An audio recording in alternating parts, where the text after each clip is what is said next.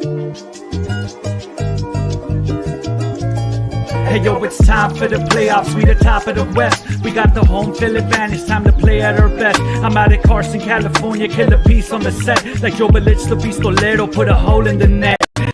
Joga bonito when I dribble like I'm Gabriel Peck. Call me Yamane, got defenders out here breaking their neck. And put a curler past the keeper like I'm Pooch on the left. I'm bringing the skill like paint seal, counter attack. I'll put your sheet on next to Garces to defend in the back. Edwin Cerillo, que golazo, give him props on the track. I got a vision like I'm Royce when he's giving a pass. Marky Delgado is my boy, helping out where he can. Put up a typho at the park, show the love that we have. Diego Fagundes on the left when we get to the half. Let's make some changes that Gaston create a play and retract. When in the game we have possession, but we shouldn't relax. Mauricio Cuevas now and never, time to bring up the stats. We gotta show them what we're made of. Take a look at the past, the champion's back. The race to save the price that we have.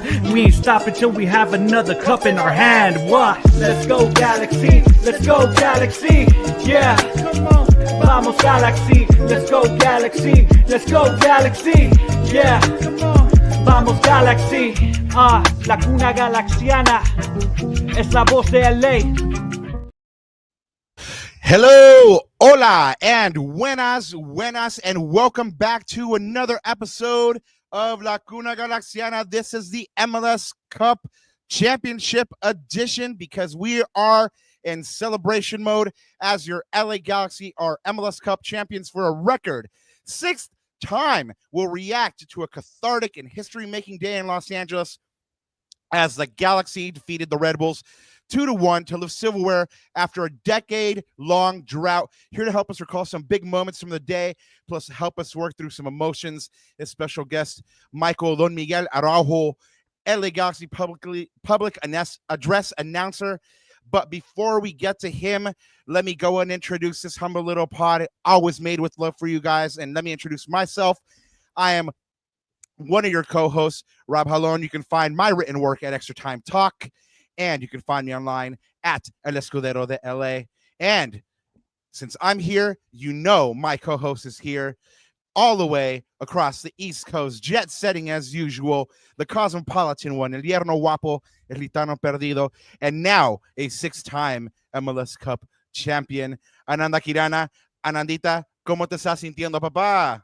Oh man, soy Lucky Charm. Okay, first MLS Cup experience, and we win, Papa. But no, it's I know it's late here, but man, that intro got me excited. So thank you, Papa, for it is midnight here. I'm still in Cali time though, but man, like what a freaking day! I can't wait to talk about it with Senor Araujo, right? Like what a guest we have today. The best, one of the best people you could talk. I mean, he's seen this, like he's been through it all, right? He's seen it all.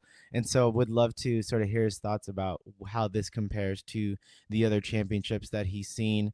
But man, I'm just going to get to my one-word match reaction because I know we got a lot of stuff to go to, but it's dude, let me tell you, it's been on repeat really all week. Like for me, this thought or this feeling, this emotion, and for sure after that win in the last couple of days, Papa, one-word match reaction, simple, blessings.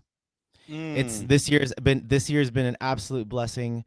It was a blessing to be in that stadium, watching RGs win a sixth MLS Cup.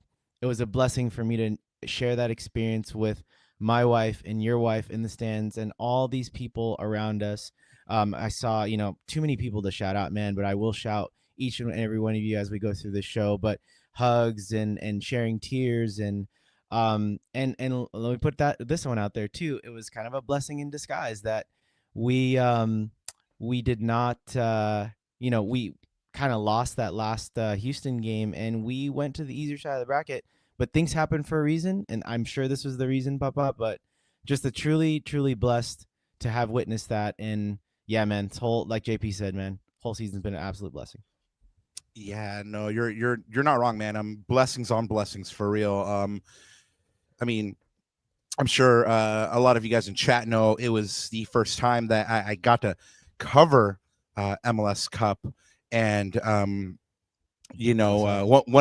of my colleagues at one point was like, "Yo, man, act like you've been there before," and I was like, "Blood, I haven't been there before. Like, let me effing enjoy this, bro. Like, this is the first time for me, So, I mean, I did complain a little bit about the fact that I wasn't going to be able to be in the stands with all of y'all, but like I said, it's one of those first world problems to have. Like, am I in the press box or am I in the stands? But yeah, I did miss being with all you guys right there, man. I mean, your wife and my wife, he sent me videos and let me see what I was missing, and not really missing, but I mean, I was amongst it. But like, man, it was just amazing to see everybody so happy. And yeah, man, it was a momentous day. I really have nothing else to say. And we're gonna go more into it. And as we remember, like, and we apologize to you guys on this pod today, because really it's gonna be like topsy turvy. And like, as we remember things about the day, we're gonna be like, oh, and what about this? So if we're all over the place, forgive us. I did want to lead with this. Hey, campeón. Hey, campeón. Yeah, you right there, co-host, campeón. ¿Qué? Talking to you. ¿Qué dices? ¿Qué dices? Hey, ya no voy a responder a nada más que campeón. So, si quieres que te hable, me tienes que decir campeón. Like, like it's simple. Like, tienes que say, hey, campeón. And I'm gonna be like, hey, what's up, campeón? Yeah. So I told just so you guys all know, I told wifey that earlier. Like, if you want to refer to me now, you have to call me campeón or champion. When I came to and I could feel my mouth again, I was like, okay, I'll let you slide on this one, But anyway, guys, it's really a special week. I mean, it's just been like, it was a weekend that was amazing, and beautiful memories were made. And now we're here a couple days later, and I'm still trying to process it all. I've tried to not cry a couple different times today. So yeah, that's Combat 96. What up, champions? Yep. What's up, campeón? Like I said, I mean, can't tell me nothing unless you call me campeón. So anyway, let's get into some shout outs and announcements. Like you guys know, we're trying to get to 400. We're just a couple away now. I think like 11 or 10. So if you know anybody that hasn't subscribed to the show, that is listening to the show, let them know. Hey, go ahead and subscribe. Put them on. Tell your elotero, tell your ice cream man, to your tío, to your tía, tell your baby moms. Tell whoever you got to tell. Like, just throw them on the pod. 11 away from 400. We would, man, just be big blessed if we got to 400 in this week. And thank you guys for helping us get so far. Guys, a couple of you are I feel like are benefactors, right? Because you guys go above and beyond, and helping us humble little pod out, donating where you can at our Chata Fund, buymeacoffee.com/La Cuna Galaxiana. So thank you guys so much for doing so. We appreciate it. You guys are quite literally keeping this little pod going. Like I said, we are trying to get to 400. So hit us up, hit that sub. Guys, we were also on an episode on Ghost TV of Box to Box. If you ever wanted to find out a little bit more about us, a little bit about the creation of this pod, how it came about, go ahead and hit up that Box to Box episode.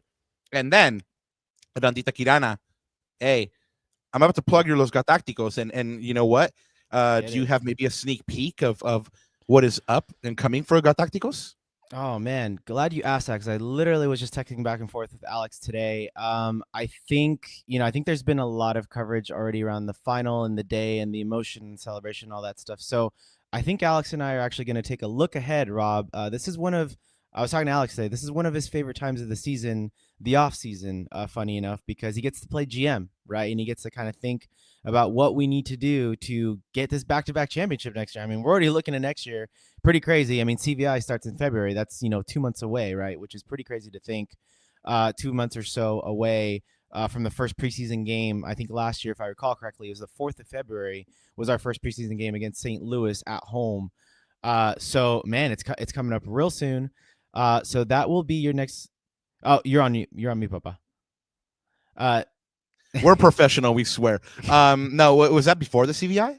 That was before the CVI, correct. That was the one preseason game we had before the CVI. Gotcha. But so that will be your probably next Los Gatácticos, is just looking at the offseason, and maybe do some scouting. We'll throw some stats out, like what are the Galaxy missing? Of course, we've got a huge hole in the middle to plug with Ricky Puig. But let's, for this episode for sure, let's enjoy this moment, guys. Let's relish it. But it's just this championship mentality. I know Will and his team are probably already on it. They've got some roster decisions and stuff like that to get to this upcoming week. But that will be your next Galacticos. Alex and I have to sort a few things out. But of course, as always, go ahead and follow all of us on our socials at La Cuna Galaxiana for the latest news and info. Rob already did the other plugs. So all I got to do next, Papa, is, como siempre, antes de olvidarme, buenos días, tardes o noches y bienvenidos a otro capítulo de La Cuna Galaxiana. Papá, somos campeones, papá. Yeah, like Raul said. Yeah. Campeón fus ours. Oh, dude, I love that. I didn't catch that. I'm going to star that for sure. There it is. There we go. Campeones fus ours. Hell yes. Yeah. Yeah, Papa. And you know what? Who better than to, take us through that day than our special guest today? I mean, he's been with the Galaxy forever. And we're going to get to him in a moment here. Let's fly through these announcements so we can get to our special guest today. The call has gone out for a missing camera, G's. So if you were in V Block on Saturday and you found a silver Olympus camera, turn it into 1-2 threads, Luis Vela or at LA Galaxy Outsider. That's Outsider OUTSDR. If you're the Good Samaritan, 1-2 or Luis, I hear is gonna hook whoever that Good Samaritan up with some love, like maybe a gift card or something like that. So, hey. But really, you should just do it because you're a Good Samaritan. Hopefully, you can get that G's memories back to them.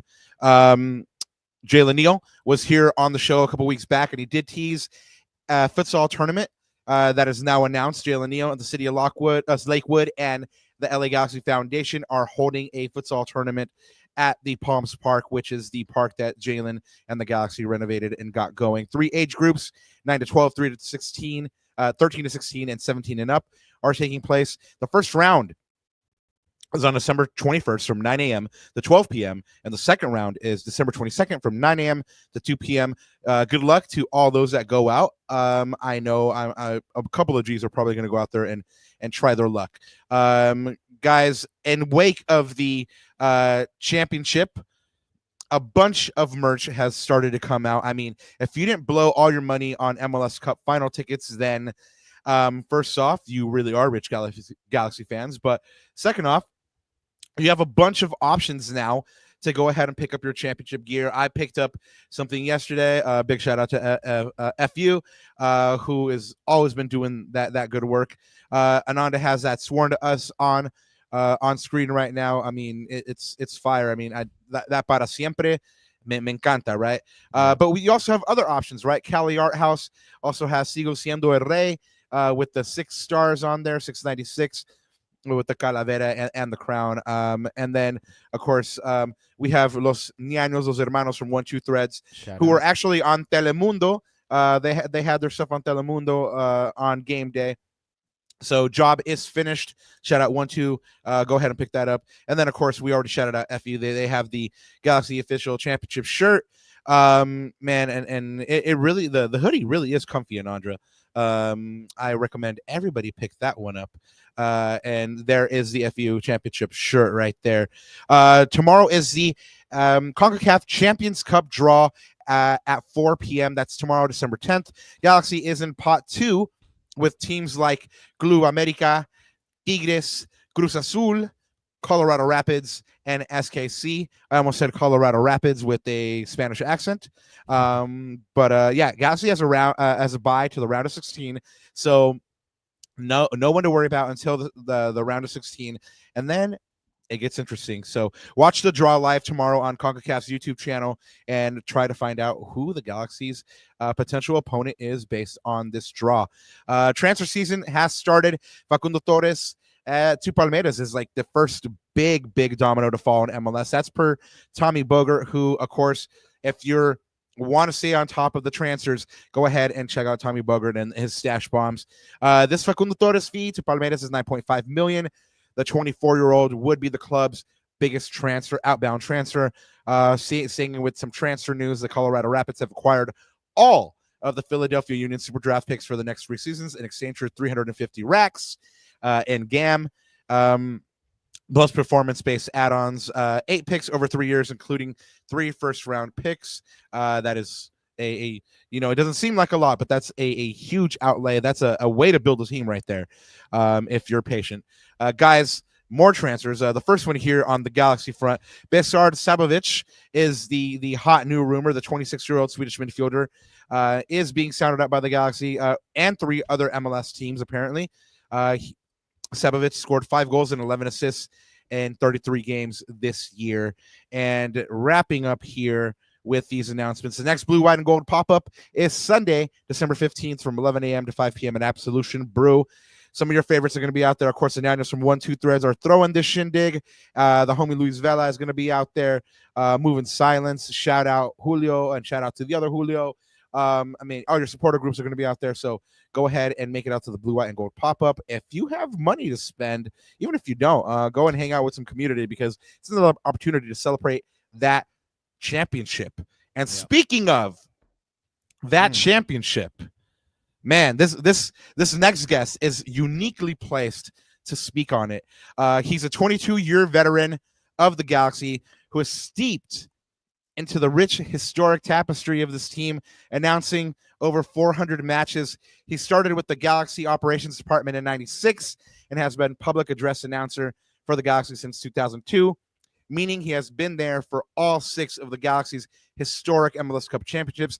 He was behind the mic for you, LA Faithful, for the Galaxy's 6th historic title on Saturday, and we've been lucky enough to grow up with the steady and familiar voice, and now somehow, some way, we got him here on this humble little pod. Thank you so much for being gracious with your time. Please welcome to the show, Michael Don Miguel Araujo. ¿Cómo estás? Araujo. How are you? Araujo. I am doing well, thank you. That was perhaps the best intro I think I've ever had.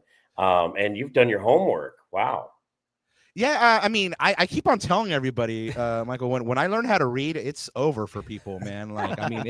I'm really going to be a force of nature. But I see you're sitting in front of some cups right there.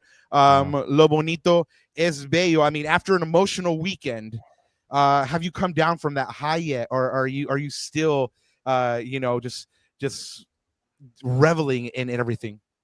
So I am a teacher. That's my real job. So I was right back to it today. But if it gives you any indication of how epic and monumental Saturday was, I was driving home today, and this is a true story. I was driving home and I turned a corner and I see some like Christmas decor. And for whatever reason in my head, Saturday was so huge. In my head, I was like, they still have Christmas stuff up? Like Christmas came early for me Saturday. Like I thought it was after Christmas. So, you're right. Christmas did come early. I really couldn't want for anything else. I know LA Galaxy faithful, these supporters, these long-suffering supporters, have been after this for 10 years. So I know they're still reveling. I spoke to a couple friends today who took today off that were like, I needed today to recover. We do something on the show here called One Word Match Reaction. So in light of that, give us your one word match reaction for Saturday, if you can. Sometimes it's like you can't even narrow it down. Yeah, a lot of options. If I had to go with one word, though, finished. Yes, absolutely. There was so much focus throughout, and that Mamba mentality, Kobe's, job's not done. And that was the focus, both fans and players and organization, I think in part because we didn't want to get too excited about anything, because winning championships is what the Galaxy has created as far as an expectation for us. And so, would it be amazing to get to the cup and not quite make it? Sure. It would have been a great run, but this is the storybook ending that we all wanted. Yeah, I mean, and there was so many storylines. I mean, so many records made and broken. I mean, and you even kind of touched on it. I mean, people were kind of afraid to say like the Galaxy are going to win it all. I myself, Yeah. I mean, Ananda was the confident one out of us. He kept on saying, you know, don't worry about it. And I said, I'm not going to say anything because I feel like the moment I say something, my words are going to ruin everything. Quietly confident, but guys, I was a nervous wreck inside. Don't don't take that. I mean, I was quietly confident though because, and Michael, you've seen it in person really all year, and you've had the best view of this, which is every single road step or every single roadblock, every single hurdle, every single negative thing that went against the Galaxy, they overcame it right away. We never lost 2 in a row this season. That's a show of team spirit, a strength, a mentality that you need to win MLS Cup, right? And man, we won 5 games in a row and we did it. So that's what made me believe in this team. In the face of adversity, they overcame all these obstacles together as a team. Yeah, no, I mean, there was definitely adversity and so forth, but and I don't think we doubted their ability. It just, were we ready to out and out just be content with that we are contenders. We just still had to have that chip on our shoulder that no, like we gotta prove it. Even though all season long at home we did. It was a little bit of PTSD, I think, as well, because even a couple years ago when Greg gets his team into the playoffs, you know, in the Western Conference semifinal against LAFC, which they drop, there was this belief that team was good enough to beat LAFC, sure. and but for a couple of mistakes, and Greg's spoken about this himself, that, you know, they're not in the Western Conference final and 180 minutes away from MLS Cup that year. And I think that's kind of what plays into this PTSD and psyche of the Galaxy fans, that were kind of just like, no, we can't say it because if we say it, it's not going to come true. And then you know, we're sports is a superstitious thing anyway, so you know, you say it, it's not going to come true. But Don Miguel, I want to find out a little bit more about you. You're right, I did some homework. But there was one thing that stood out to me, and I was like, no, I have to hear this story. I have to hear it, right? I read that you went to the Galaxy's very first game on April 13th, 1996, and the very next day you began working for them, right? So how did that go down? Did you go to the game and were you just like so in love with what you were seeing, you grabbed somebody and said, give me a job, or did you already have a couple irons in the fire, or like, how did that work out exactly? No, so a buddy of mine got tickets as a birthday present, and so he invited me. But what did happen is one of my roommates in college, he was working for the Galaxy, and so he took us down onto the field after the game, and we were thinking, wait, we're here on the field at the Rose Bowl, like what? And he's like, well, hey, if you guys want, we're looking for volunteers. And we're like, what does that mean? He's like, well, just show up and do what they tell you to do, but you'll get into the game for free, and we'll feed you and you can watch the game at some point. I was like, sign me up. So I was volunteering. I volunteered for the first half of the season, and then they kind of, I think, weeded out some people that were maybe not either as reliable or whatever. And then they started paying us, you know, peanuts. But again, we didn't care.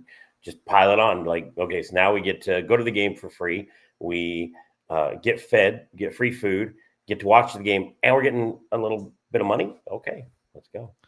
I mean, how can you beat that? I mean, you said you're a university level, right? So I mean, you're probably getting to hang out with your buddies, making memories, you know, and getting paid a little scratch too. So that's fun. Right.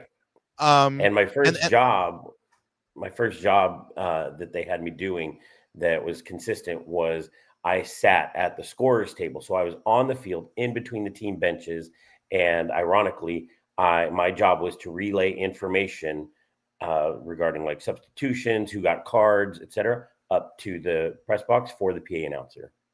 And now look at you. It's funny because you're like, and ironically, I mean, and then you made like the next natural progression, because, you know, 2002 you get put into your current position, and then the rest is history. You've basically, like I mentioned in my intro, you've brought us up. I mean, fuiste un tío más. No hablo español, pero I was saying you were another one of our uncles for us growing up. oh, there you go. Okay, yeah. That's a very surreal thing for sure. I get it. It does make sense, but you know, I never went into this with even that mindset. I was just passionate about soccer, and you know, growing up, we didn't really have professional soccer here. There was NASL, but it kind of faded by the time I was, I don't know, not even 10. So yeah, so I mean, I remember watching German professional soccer. It came on Saturday mornings at like, I don't know, 7 a.m. And it was just a random thing, but it was soccer. And so we'd watch that, but there just wasn't much indoor soccer. That's what we kind of, the LA Lasers and you know, went to some of that, but there just wasn't anything. So when the Galaxy showed up, Major League Soccer, and obviously the 94 World Cup was a precursor. But in 84, my parents took me to the gold medal match, the Olympic final at the Rose Bowl, France versus Brazil, I believe, and that France won the gold medal in 84. And then I got tickets to World Cup in 94. I went to a game at the Rose Bowl up in Northern California in San Jose for the round of 16. And then I went to the semifinal, Brazil versus Sweden, and then watched the final from home. But so, you know, so soccer was always something that I was passionate about, but really just as a spectator. And then when the Galaxy thing happened, it made sense to just be there, be present. And so how did I do that? Volunteering. And that's certainly what I tell students and anyone, you know, how did you do this? It all started with volunteering. So find out what you're passionate about, or think about what you're passionate about, and just get involved somehow. Yeah, it's a good advice to follow. If any young G's are out there, I mean, yeah, find what you're passionate about. I mean, people say if you find what you're passionate about, you'll never work a day in your life, right? And I mean, you're obviously the living embodiment of that, right? Because I mean, I walk by you all the time in the press box, and you're always smiling. You always look like you're having fun. And so you know, anybody that's out there, you too one day can be can be Michael Araujo, and he'll show you the ropes. But you know, I want to ask you, I mean, you kind of told us how who landed in the job and how that happened, but were you at any point like conscious of the fact that, you know, like you were falling in love with the LA Galaxy? Like, was there a moment where you realized you were in love with the team, or, you know, just since day one?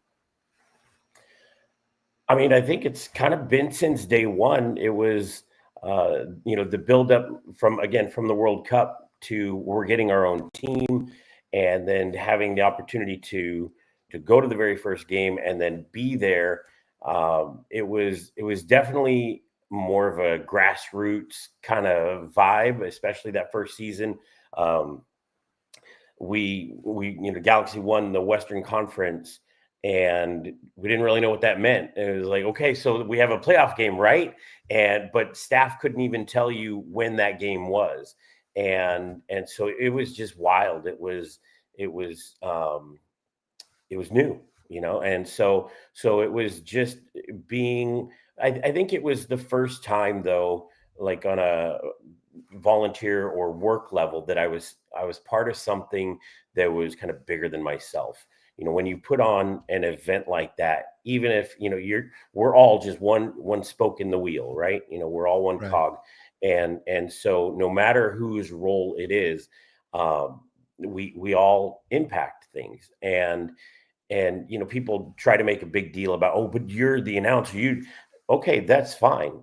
I get it. But the person who maybe is greeted by a ticket taker or an usher that's having a bad day and creates a bad experience for them, then it doesn't matter what I do.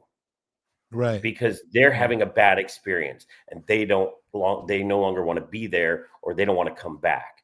And if that's the case, then it doesn't matter what the rest of us do. So we all play a role in that fan experience, in what it means to put on this event. And so there's just something really unique about, being a part of that, and something bigger than yourself.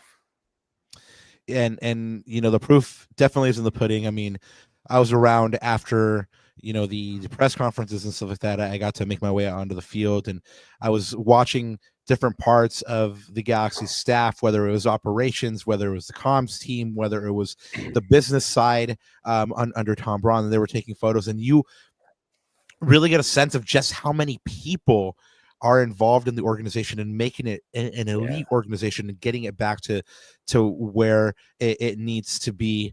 And of course, everybody sees the players on the field, but it was gratifying to see how much work goes on behind the scenes. But speaking of those players on the field, you've been there for all 6 of these championships, right?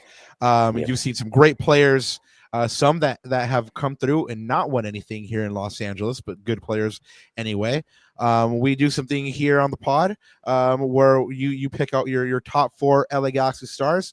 Who are your top 4 Galaxy stars in your galactic constellation? Wow. Oh, man, I should have had you prep me with some. Let me get the questions ahead of time. This is tough. Because you're right. I mean, having been there since '96, that is a whole lot of players to. There are no wrong answers, through. Though. That's right. Fair. So, gosh, I mean, we'll go with recency bias. I mean, how do you not love Ricky? And I mean, what he did yesterday at the celebration, and just kind of took over. Like, you could tell he is such a leader on this team, and so. He's just such a unique player. I mean, what playmaker goes back to the back line and gets the ball and brings it up? Like, it's just so. So recency bias, we'll go with Ricky. I mean, I'm tempted to put Campos in there, but if I'm going to go to the old school, and El Tanque, Eduardo Hurtado, he was a good one, but it's got from that era, it's got to be Kobe Jones. I mean, SoCal kid, and he's wonderful one. Yeah, and just he's a legend with the club. So, and I think, again, if I've got to give props to anyone, David Beckham, how you can't leave him off, because he did so much for awareness of the league. And a brief story. So, nobody knew, like in Europe, like they didn't know anything about Major League Soccer. And I would go there. I'd had the opportunity to go take some trips to Europe, and I'd always look, the soccer jerseys. I got to go to an 06 Bayern Munich game, where I first heard the call and response. But anyway, so I was always, around it, trying to see what the vibe was. And there was nobody knew anything about soccer, about Major League Soccer.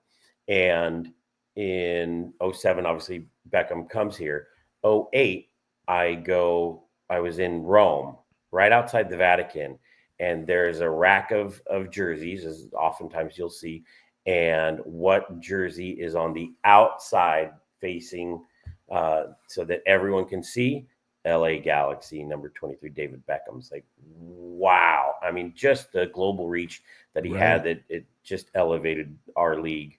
So, I mean, he's got to be in there. Stacked attack so far.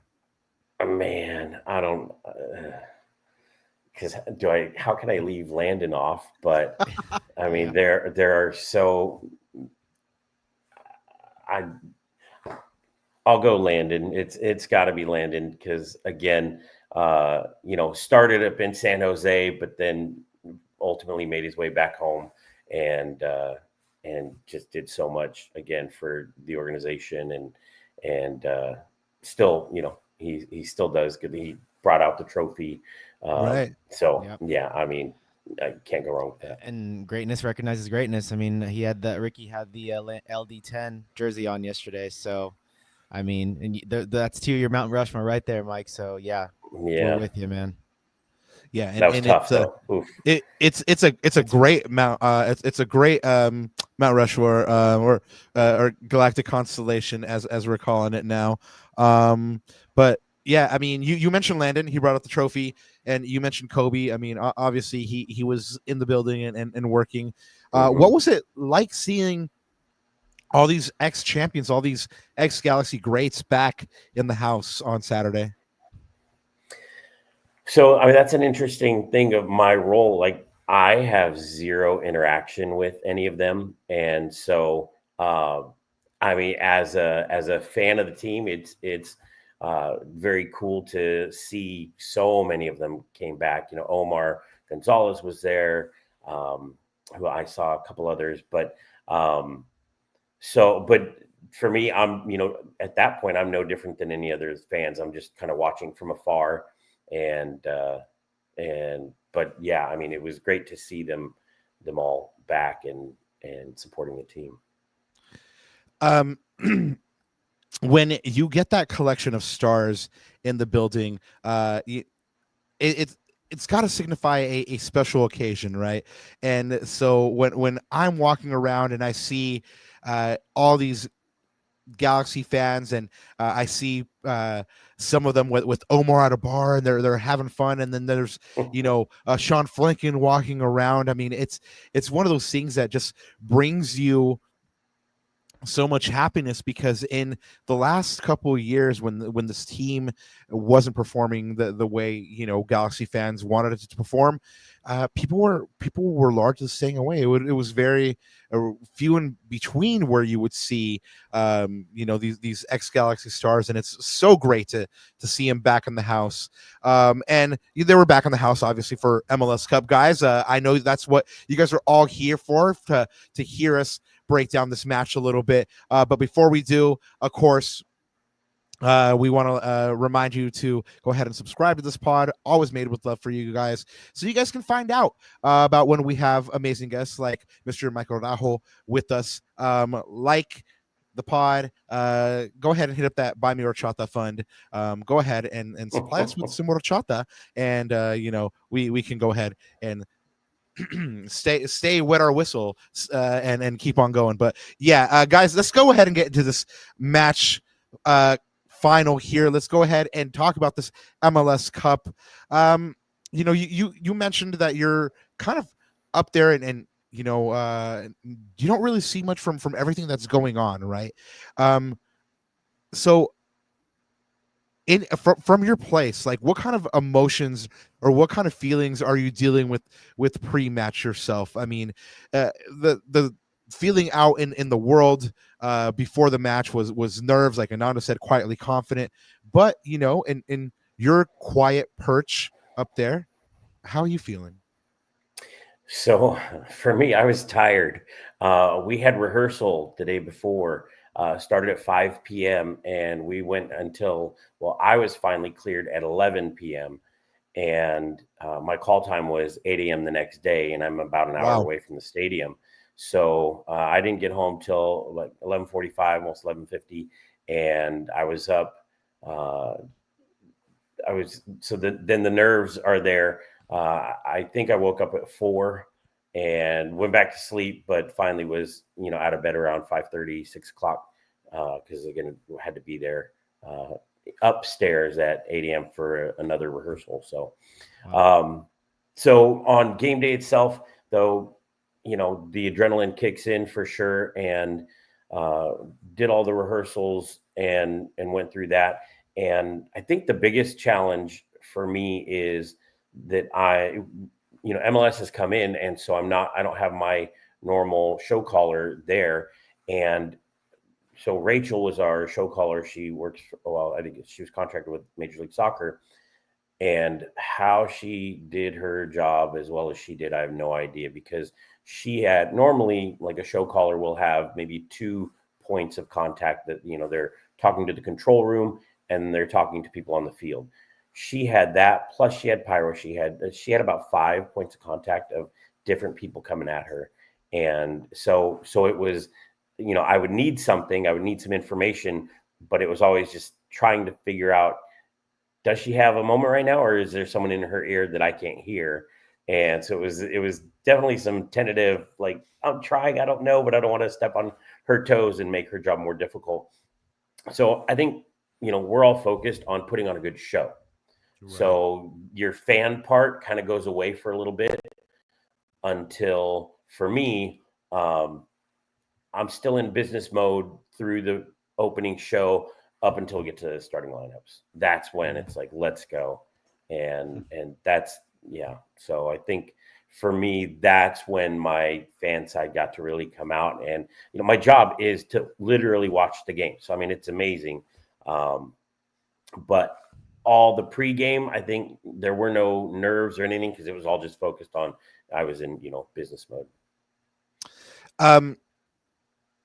It's interesting to get kind of like the point of view of your day at work and how it unfolds, right?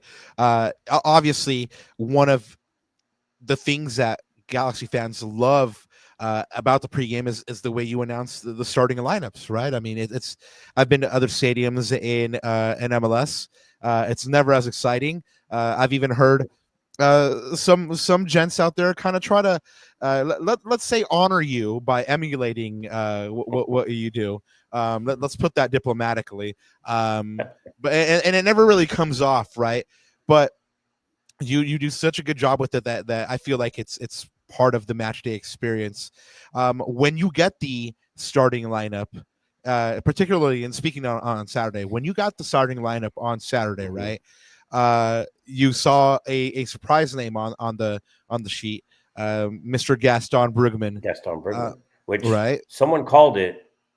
One of your guys in the show the night before called it, said, because you guys were talking about who, and then someone said, "You watch, and it's going to end up being Brugman." Yeah. Who It was that? first it was El Brujo, my co-host here, Roberto, and then Eddie Nags was like, you know what, guys, we are just bickering amongst ourselves for to have Gaston Brugman to start. So Yeah. Shout out Rob and shout out Eddie Nags for sure. Yeah, that made me laugh. Yeah, I mean, it's interesting because the focus had been so much on Diego or Marco or Diego. Who's it going to be, right? That, I mean, at one point I was looking at this lineup and trying to figure out how Greg was going to line them up, and then I saw Gaston's name and I was like, how come no one said anything about Gaston? I mean, before Marco Roy showed up on this roster, it would have been Gaston probably that would have been just an automatic inclusion in there. And so, yeah, I was like, you know what? I told him, like, I'm not saying it's going to happen, but you know what? Like, this is a possibility. And when I brought it up on a pod earlier in the week, people kind of looked at me like I was crazy, and then I brought it up again, and I was like, look, I mean, he's a good option, and it happened. I mean, and it was a great option. Were you shocked at all? I mean, yeah. or you were like, okay. No, 100%. Because again, so my boss was still there, even though he wasn't show calling. And so, because he was working as a liaison with the league, and we we're talking about that. And when we got the lineup, like, oh, look at this. All right. Okay. So yeah, it was, we were definitely shocked, but shocked, but not, like, cause it was like, oh, duh, why didn't we think of that? When Ananda told me, I started jumping up and down and saying, "Oh man, I can't believe it." I jumped up and down on your behalf. I remember that. I was like, "Dude, you're such a brujo! I can't believe it, bro. What a call!" And then we had another crazy lineup happening right before the match, right. And it wasn't on the Galaxy side; it was on the Red Bull side. 25-year-old Colombian starting center back Andres Reyes, who got them to the final with the header at the back post, was a late scratch. Apparently he was sick. And then Noah Eiley starts in this place. How soon did you know, or like how did you react when you found that out? We didn't know. We introduced Reyes, and we were told after. Yeah. We were told after that they had done, that he was scratched. And I asked, because the game had already started by the time we found this out. And so we debated, are we going to announce it? And we just let it lie. Because sometimes less is more. Right. You know what? You're not the only one that says that. A man named Mozart said that once as well. His was something akin to the beauty lies in the silence between the notes, but it applies here as well. And then the lineups come out. This game starts after a Warren G concert. Amazing tifos. Just everybody ready to explode, and then it happens.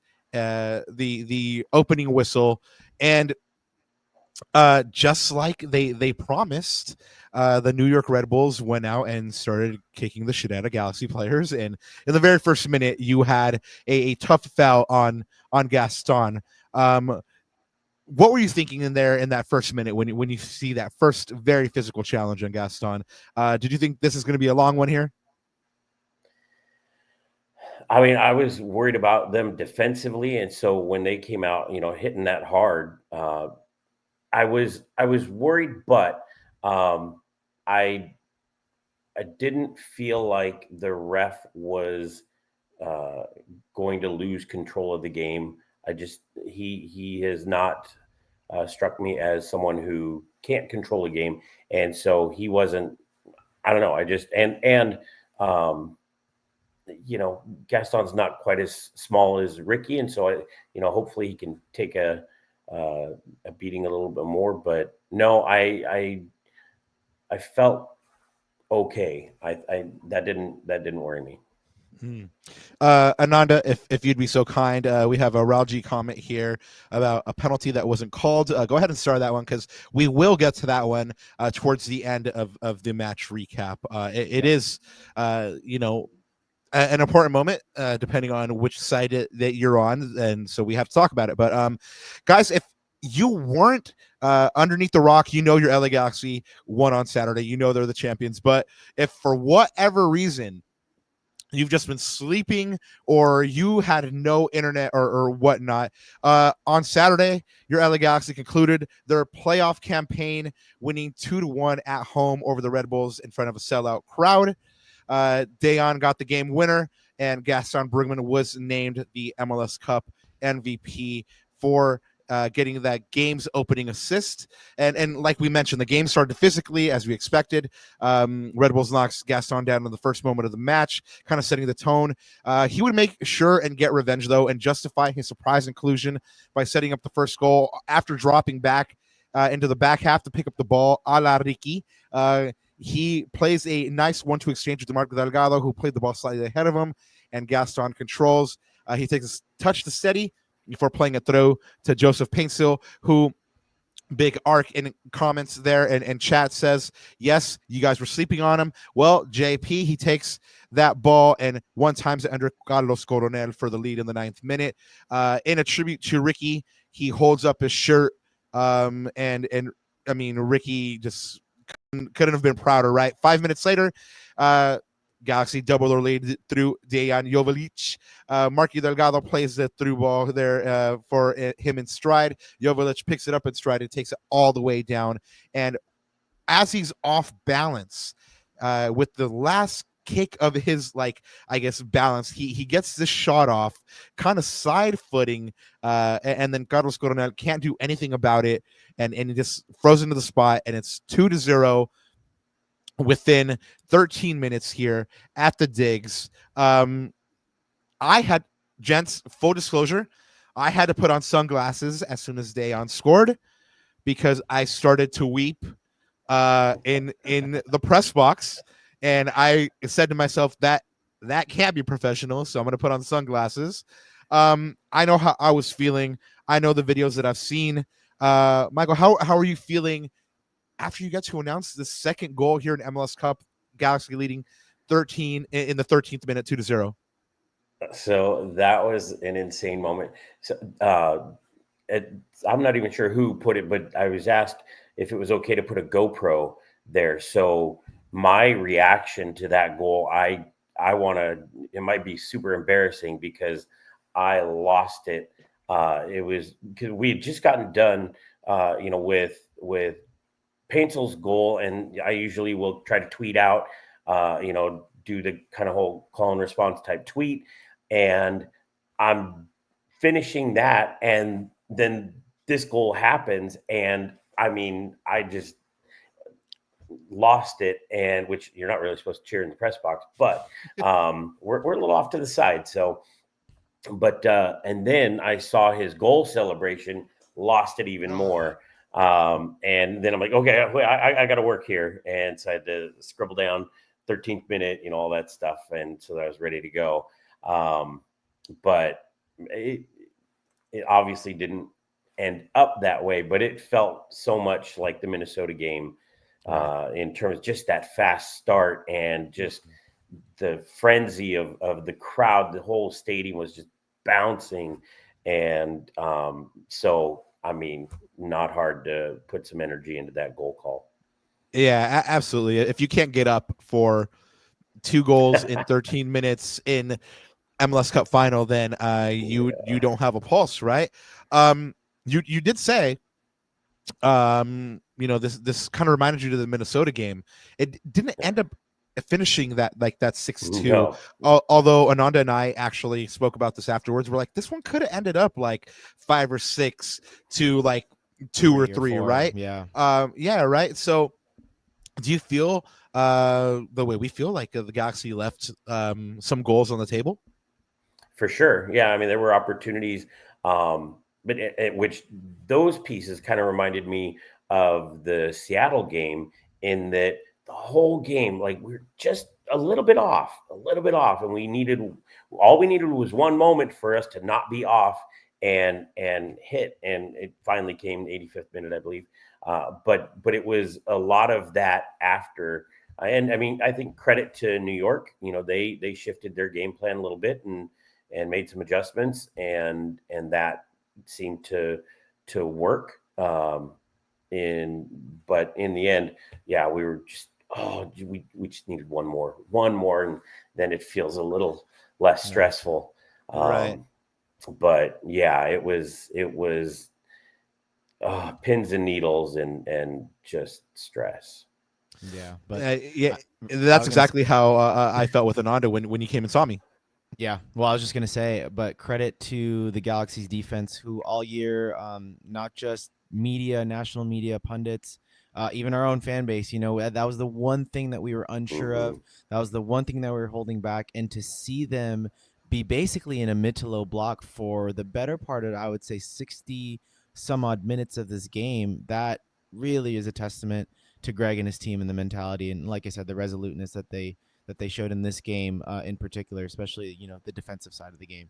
Really nice to see. Right, and with Maya talking about after the last game of the season, Houston, he said, I will not let that happen again. And man, did he live up to his word. He was in there finding those balls on crosses and heading them out, and so it was, and like, that's all I could think of. Every time he got to that ball and headed it, cleared it, it's like he is just living up to his word. Yeah. And now he has a trophy for the first time in his glittering career, 18-year career. Now he is a champion. Guys, I mean, this guy has captained his national team. He's played for big clubs in England, and I mean, we were just fortunate enough to have him here in Los Angeles, and now he has a title under his belt. The Galaxy left goals on the table, but New York, credit to them. Michael, you said it. Ananda, you said it at halftime. Credit to them. They weren't laying down. It was MLS Cup final. They showed a lot of heart to get there. So what do after they get pegged back 2-0 in the 13th minute?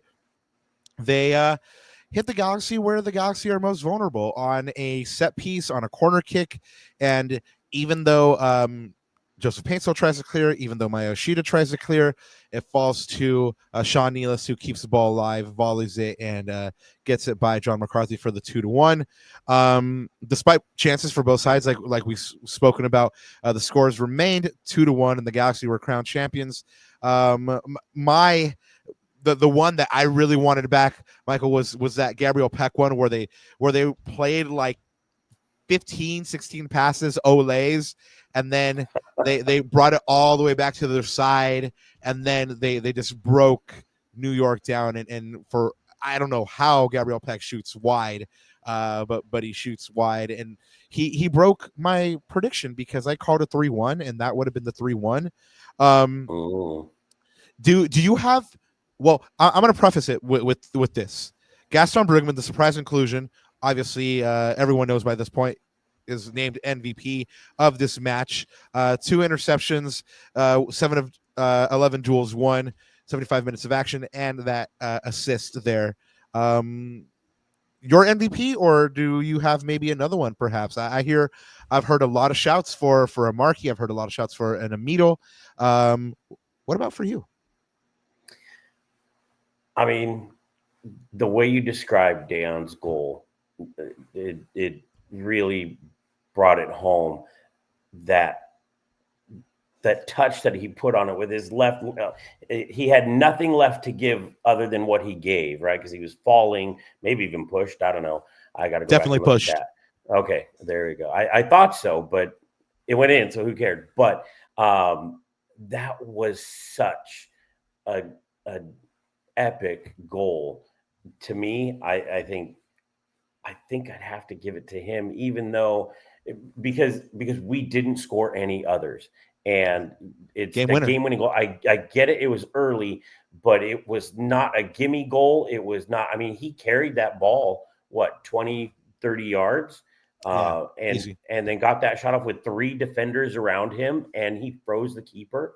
Like, get out of here! Like that was a hot keeper too.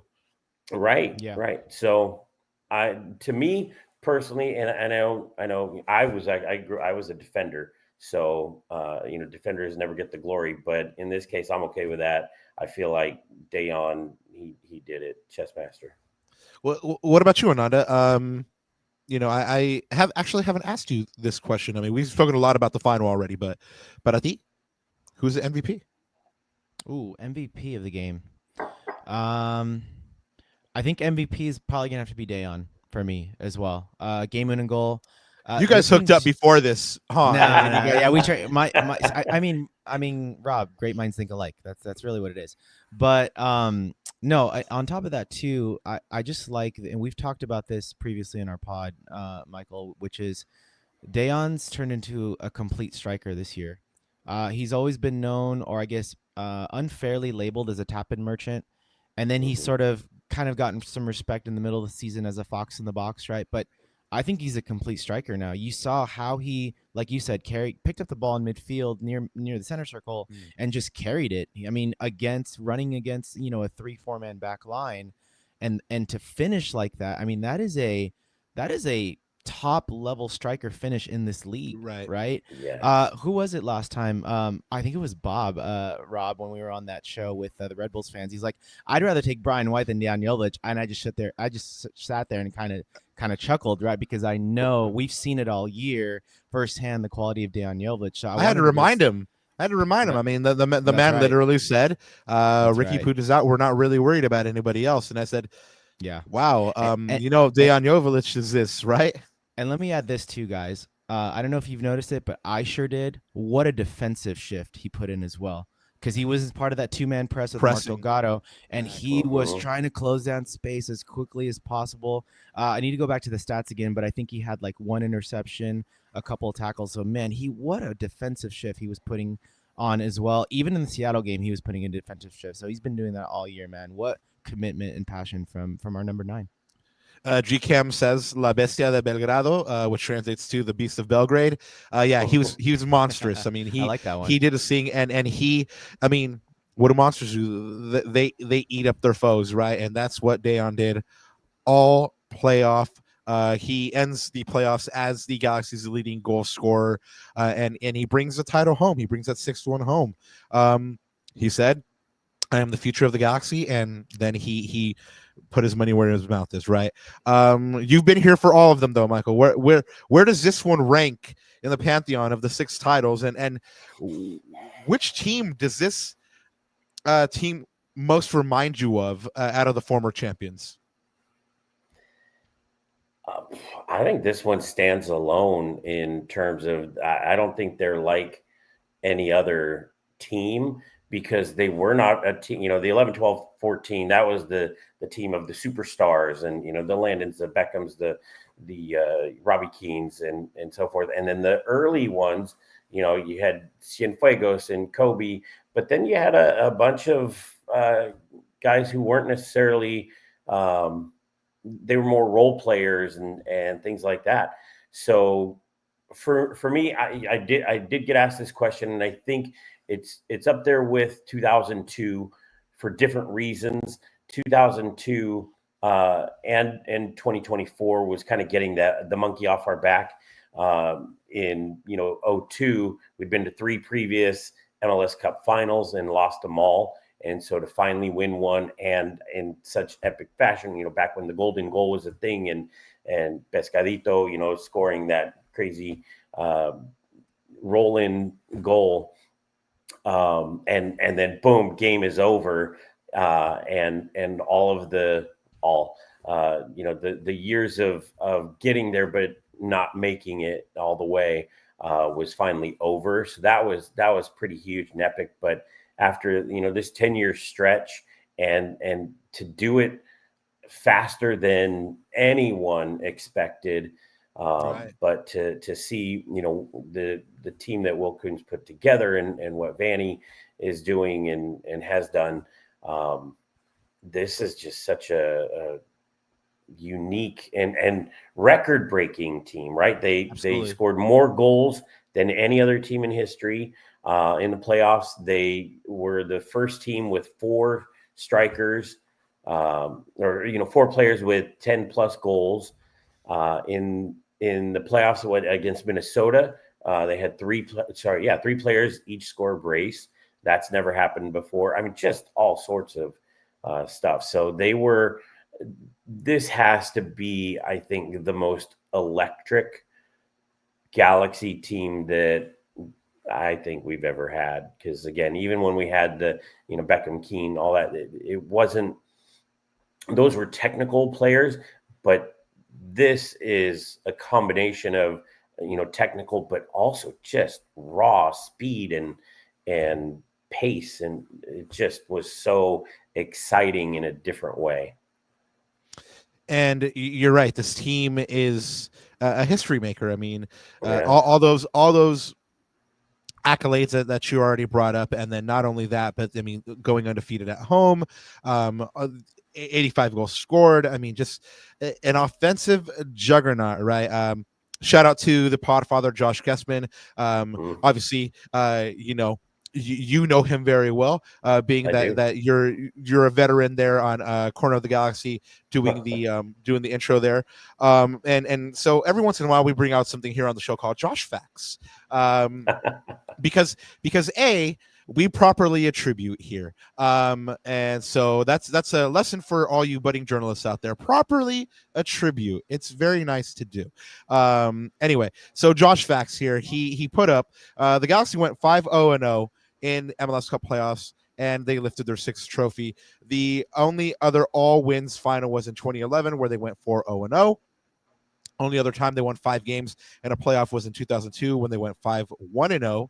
They have won 6 cups in their 29 years in existence. Wow, 30 years next year is going to be epic, especially being the reigning champions. I just realized that. Party time.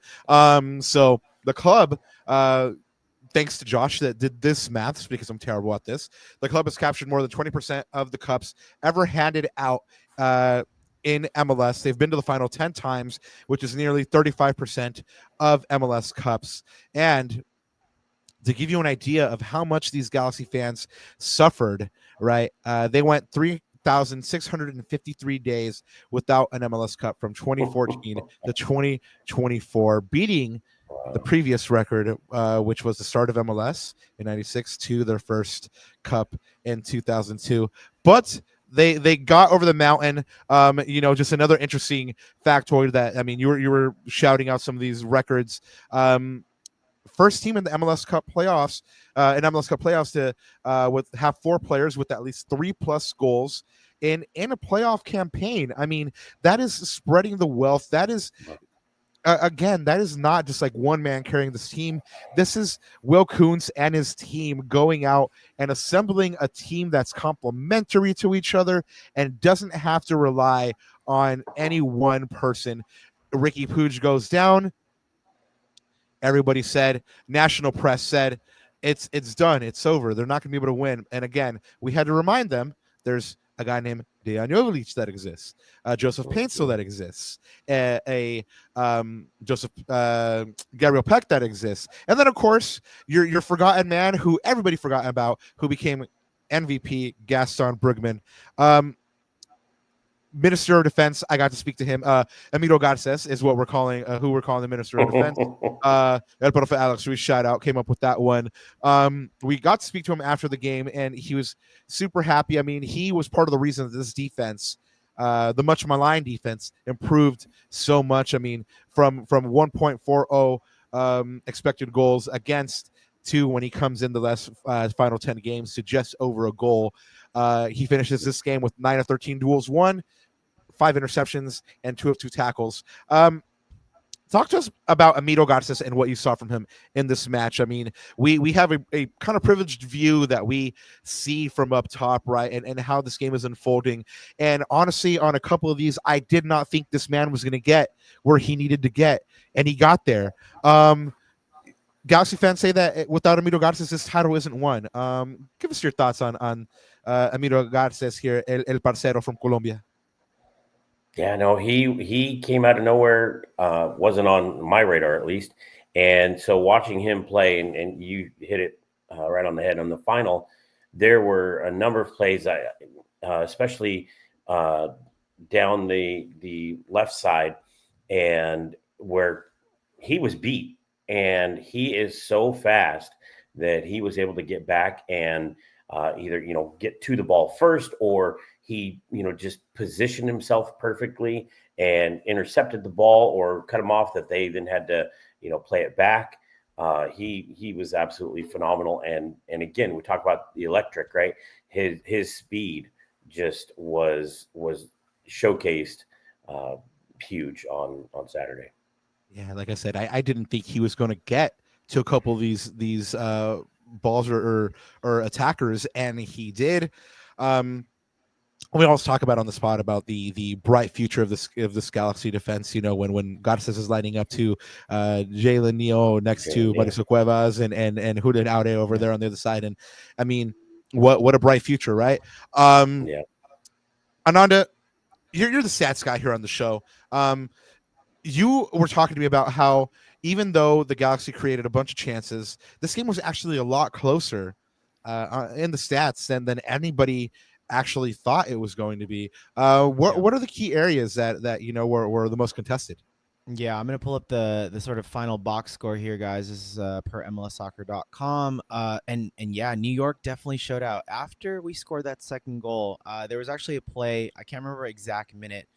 We turned the ball over uncharacteristically for the first 20, or so minutes. We were so dominant, but not dominant in possession, more so dominant in winning the second ball in our duels. Like, we were very, very good at that. And that was part of Vanny's game plan. But as soon as that happened, New York started to get a foothold of the game. They, went into their high pressing system. They got into our own half. And it's interesting when you look at the box score at the end, 55% possession for New York versus our 44. That's not characteristic of normally a LA Galaxy team that we've seen in this playoffs. And again, that's credit to New York, right? But it's also a slight shift in sort of Vanny's approach on this one after we got that 2-goal lead. So again, yes, that is the stat, but again, this is more credit. I've said it earlier, credit to the Galaxy and their defense and their mid to low block, really, that they showed us that they were comfortable in that. 12 shots each, 6 on goal for the Galaxy, 5 for New York. Interestingly, I think the final stat was 3 big chances for the Galaxy to 2 to New York. So again, chances on both sides, and the way we got those big chances as well. New York with their very vertical sort of, on the counter as well. That's how they got most of their big chances. A couple really, really close ones. Man, that Forsberg one I think of. The cross from the right side there in the Hit the first half. post. Yeah, well, he hit the post, and then that cross from the right side in the first half, I believe, it was from Harper to their center forward and hit it right into McCarthy's arms. I mean, there was a couple of really, really good chances on their part. And again, Rob, look at this. This one surprised me the most. 554 total passes versus 399 for the Galaxy. Again, that's uncharacteristic to the Galaxy. We've seen games in the postseason where easily we've doubled, tripled the number of completed passes.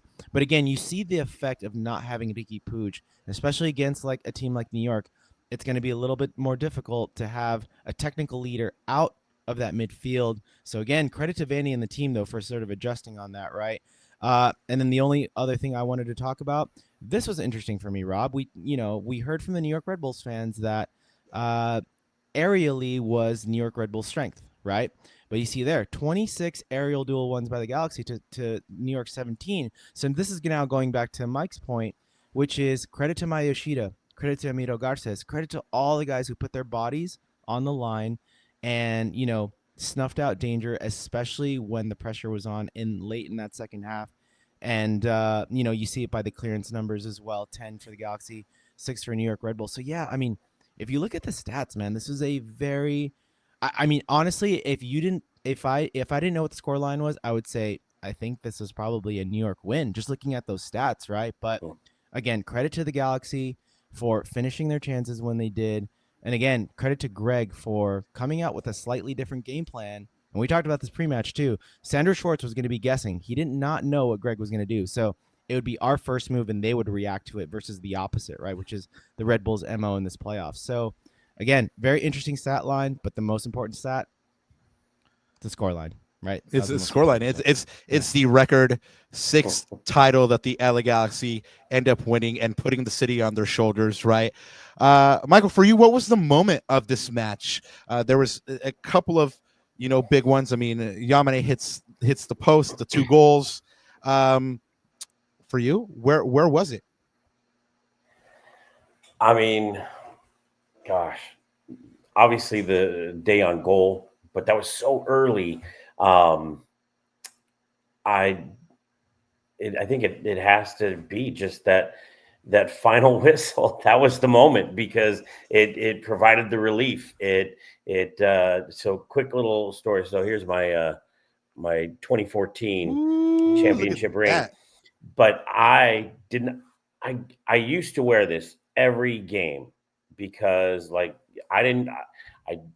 just for whatever reason was not part of the process for the first 4, but on the 5th one, my boss, Danny Zoller, he made sure it happened. And so I got a ring. So I wore it every game day, but it got to the point, and this season I actually stopped wearing it because I just felt like I don't want, and obviously I have no impact on the team whatsoever, and so me wearing a ring or not wearing a ring didn't matter. But mentally for me, it's a superstition. Yeah, for sure. And I said, I'm not going to wear this ring anymore because I just feel like I don't want to rest on our laurels. I don't want to. And so I had it with me, but I wouldn't wear it. And so on Saturday, I had it in the box, opened, and right next to my mic, like sitting on my microphone box. So we were staring at my ring the whole time, but I wouldn't put it on. And my boss, he wouldn't touch it. He didn't want to touch it. And so you asked for the moment. It was because when the final whistle blew, I grabbed that ring and I put it on. I was going to ask you, was that the because you said the final whistle. So guys, if you weren't there, you guys don't remember that this game actually had 2 celebrations, because there was a whistle and a bunch of people came out on the field and were celebrating already, and then they were like, hey, this game isn't over. And I think this is where this penalty shout actually comes from, right? I mean, Michael, I don't know if you saw this, and I don't know if you saw this, but there was a play right there at the very end that John Nelson and I believe Tolkien are tussling it up there on their way into the box. There is a shout for a penalty. It doesn't go to VAR. It's not reviewed. Depending on who you ask, this was a penalty. I think the way I understand it, Ananda, if you didn't see this, is that there was an offside called on the play, which would invalidate the penalty because the play is now invalidated. It's offside, right? So for anybody that's out there, like, Red Bull got robbed or anything like that, I'm pretty sure that that's what the call on the field was, that it was offside, and thus no penalty shot, right? Ananda, before I ask Michael this question, I want to ask you, is defending the badge and MVP the same thing? For me, it's not. Gotcha. We have this thing on the show, Michael, called defending the badge. So Rob's big into always really just defending the El Escudo, right? Always sweating for the shirt, giving 100% for the shirt. So sometimes that's not necessarily who played the best. Whether it's like an action or something they did, again, just to defend the badge, right? Like wearing the shirt with pride, essentially, is how I would best describe it, right, Rob? Yeah, exactly. I mean, sometimes it's not the person who scores the goals, but I mean, think of a couple of moments this year. I mean, Edwin Cerrillo standing up to Leo Messi, or a couple years ago when Julian Araujo stood up to like 3 or 4 LAFC players, and they, he just did not back down. So those are the moments, or like those are like the kind of things that we're talking about, defending the badge. We have a couple of nominees here this week. We always give it to the people to go ahead and vote on these, right? So Amiro Garces is one. Like we said, we already called out his stat line. Dayon is another one. He had the game-winning goal.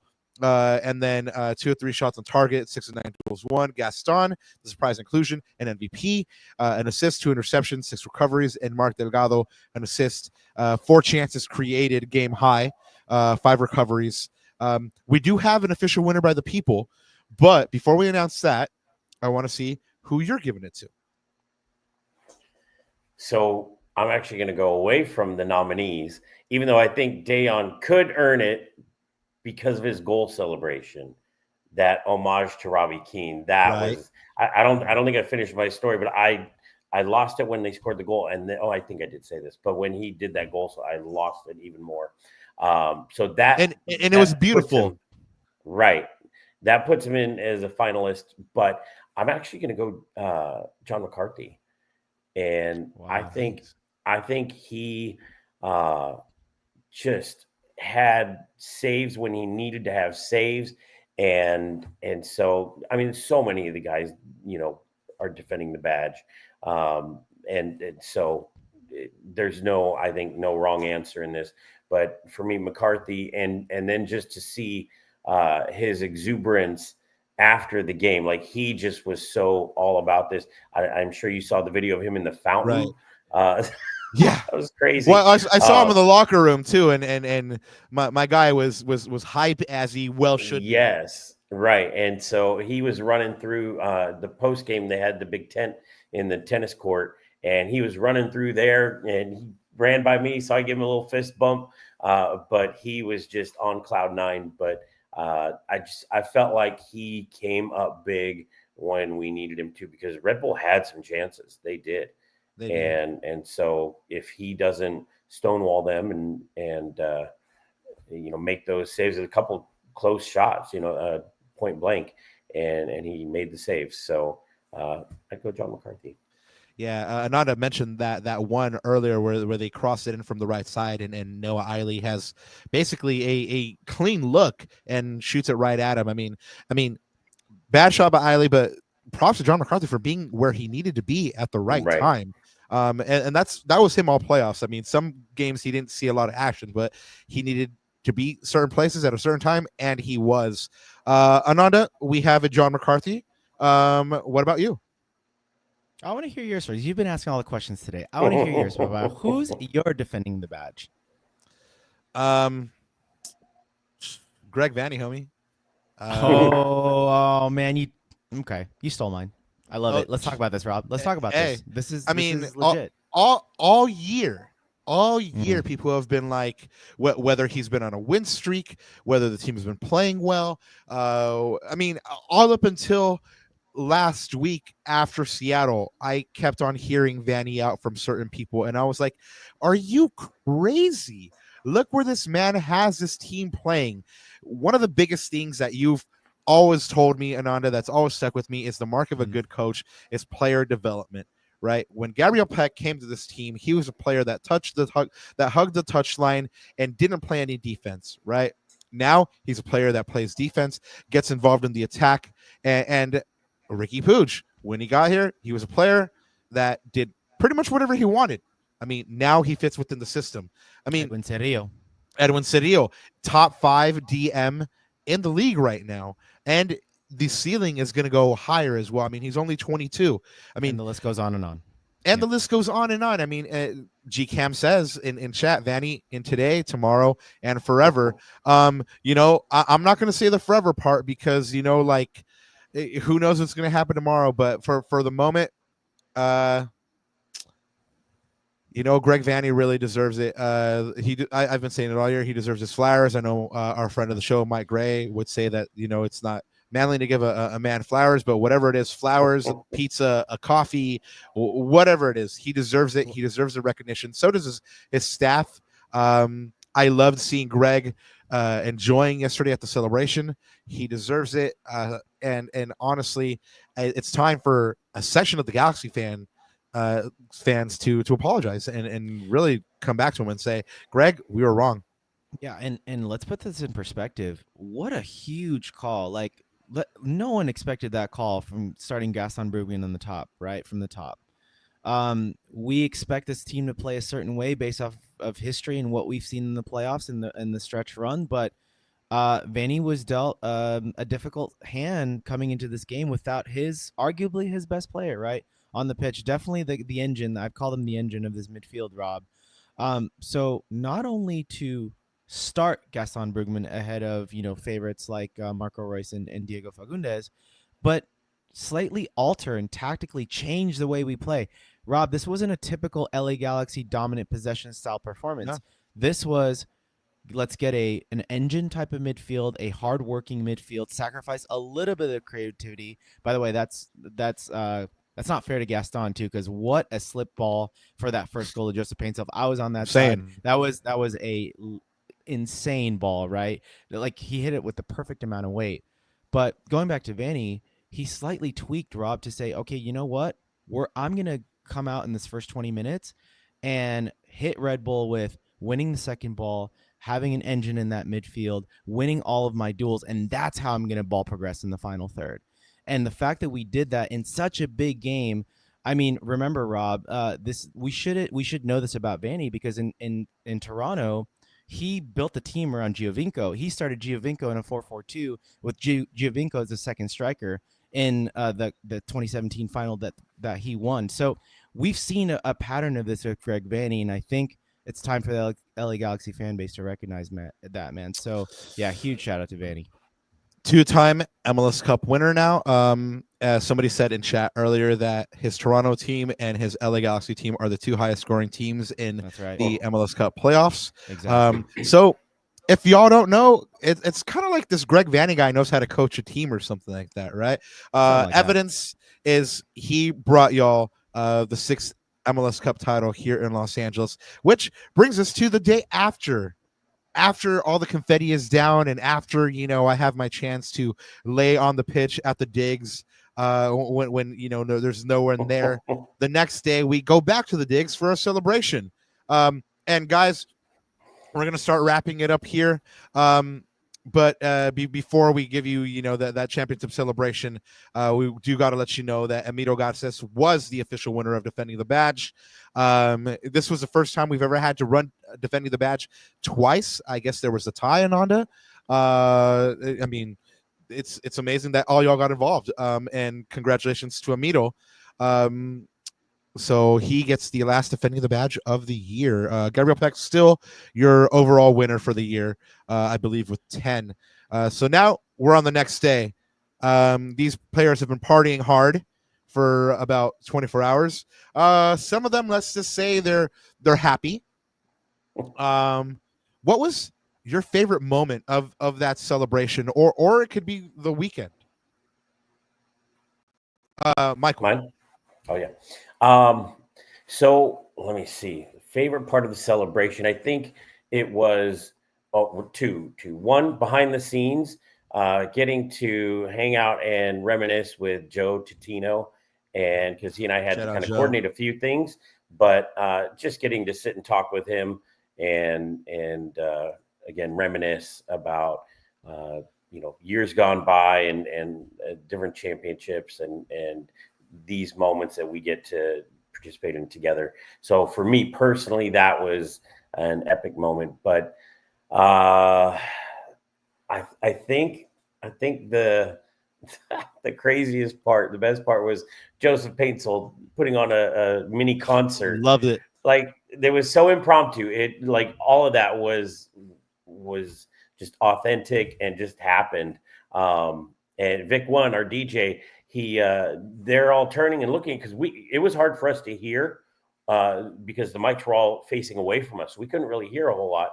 And people are turning around on the stage looking over at us, and we're like, what's going on? And they're like, they want a song. And so Vic pulls it up and boom, plays the song, and there he does a concert. Like epic.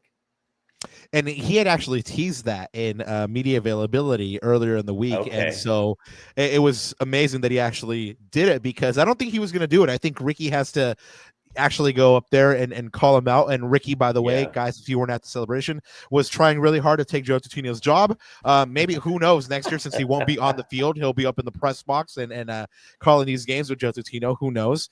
But Ananda, my favorite part of this celebration here was when Don Raul counted out his 5 rings and he got to lift this trophy.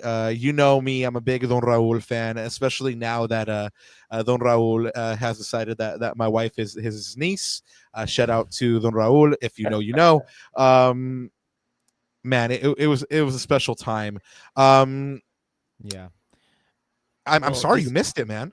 I know. I'm sorry I missed it too. But you know what's cool about the celebration? When I look back, I just caught it on playback. Every player on this team just showed us who they are, like who they are as people. Like Mickey Yamane, just like how funny and like how like a sense of humor that he has, and Edwin Cerillo getting super emotional, right? About like, I mean, he's away from his home, but now this is his home kind of thing.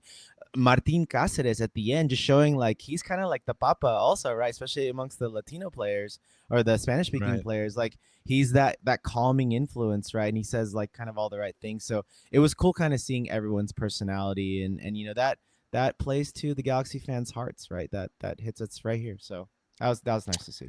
Yeah, and we'll start wrapping it up here with the final question for Michael, and really one of the other moments that I enjoyed was Maya Yoshida saying, "Hey, there might be a kid here in this crowd that is going to be up here on the stage and giving the same speech in the future, and that's the LA Galaxy way." And I love that, because for a long time this team didn't have that identity or a quote unquote way about them, and I think you're starting to see that again.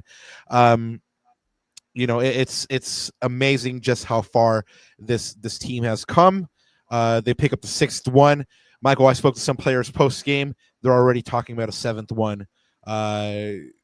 How do these players run it back, and are you looking forward to that 7th one? I mean, with the league being as difficult as it is, are you already finding a place to put your next ring next year? I mean, I hope so.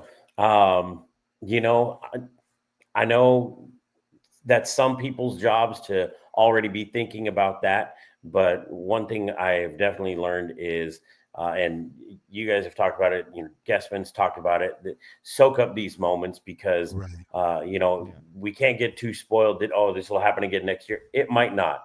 And so I'm not there yet. I'm soaking this in. I'm wearing my ring, and I'm sporting Galaxy gear. So I'm just soaking this up. I'll let next year come January, I'll maybe start thinking about that, or maybe when the full season schedule comes out, I'll start looking. But right now I'm just soaking this up and enjoying it. Well, LA Galaxy fans, that's a good way to look at it. Soak up and enjoy it. It's been a long season. I first realized how long when Ricky mentioned during the layoff that it had been 9 months. Actually, now, from the moment the season has started on February 24th, I believe, against Inter Miami, now and it's 11 months later. We are now in December, and your LA Galaxy is MLS Cup champion. Like Michael says, enjoy the moment. Who knows if it's going to happen again? It took 10 years from the last time. I have a strong feeling that Will Kuntz and the current administration is not going to let that happen again. But just in case, make sure and be good to each other. Enjoy these moments. And, it was a pleasure being here with you, Michael, because like I said, you are like that Theo that we grew up listening to in the stadium. So really quick before you get out of here, if you want, go ahead and let the folks know where they can find you online and maybe give you some love. Sure. Yeah, I'm on Twitter, Michael Araujo standard spelling. No kidding.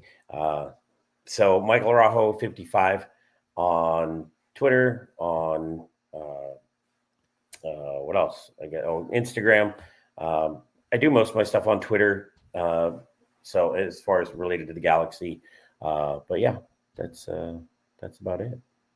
Chat, you heard it here first. That's where you can go ahead and show this great man some love. And thank you to you for giving us some of your time today and your reminiscences of your Galaxy career and then what your day was like on Saturday. And honestly, we're just super thankful for how gracious you were with your time. So chat, big round of applause and show some love for Michael Araujo, your voice in the stadium of the LA Galaxy. Thank you so much, Michael. We appreciate you being here with us today. So much. Rob, that's my line. Thank you. You're welcome. There we go. I was like, no, I don't want to steal it. No, there you go. Yeah, no, I mean, like I said, iconic. We're going to be looking forward to that first game back in the stadium, and hearing you announce these new champions. Of course, guys, we already know that the Galaxy does play San Diego FC for the first match of the season. So you get to see the new boys come and play the Galaxy. You get to hear Michael Araujo shouting out these new champions in the stadium and be there. New memories are going to be made. Thank you, Michael, for being here with us. We do appreciate it. Thank you to the Podfather for letting us borrow him for a little while. Like I said, man, just super gracious with your time. Sure. Lacuna Galaxians, we're going to be back with you on Thursday, December 12th, as we continue to break down MLS Cup, subsequent celebrations, Champions League draw, everything you need to know about roster decisions that have been happening. We'll be back with you on December 12th, 9 p.m. Ananda, anything else to add before we get on out of here? No, the last thing I wanted to say was just, building off that sentiment that Michael was talking about a second ago, which is just enjoy this moment, right? Savor this moment as fans, because you know what? At the end of the day, you guys deserve it. Because you know why? And I'll just put this up right now. Boycotts work, and that was because of you, fans. So enjoy this, savor this, because you deserve it.